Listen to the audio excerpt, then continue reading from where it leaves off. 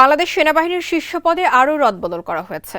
এতে directorate general of forces intelligence, military institute of science and টেকনোলজির এবং answer ও ভিডিপির শীর্ষ পদে পরিবর্তন আনা হয়েছে।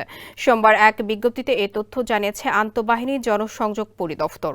বিজ্ঞপ্তিতে বলা হয়েছে, মেজর জেনারেল মোহাম্মদ ফয়জুর রহমানকে প্রতিরক্ষা গোয়েন্দা মহাপরিদপ্তরের মহাপরিচালক, মেজর জেনারেল মোহাম্মদ নাসিম পারভেজকে কমান্ড্যান্ট MIST এবং মেজর জেনারেল আব্দুল মোতালেব সাজ্জাদ মাহমুদকে আনসার ও ভিডিপির মহাপরিচালক হিসেবে নিয়োগ দেওয়া হয়েছে। এর আগে গত ৫ আগস্ট আওয়ামী লীগ সরকারের পতন হলে পরের দিন মেজর জেনারেল জিয়াউল আহসানকে চাকরি থেকে অব্যাহতি দেওয়া সহ বাংলাদেশ সেনাবাহিনীর শীর্ষস্থানীয় কয়েকটি পদে রদবদল করা হয়।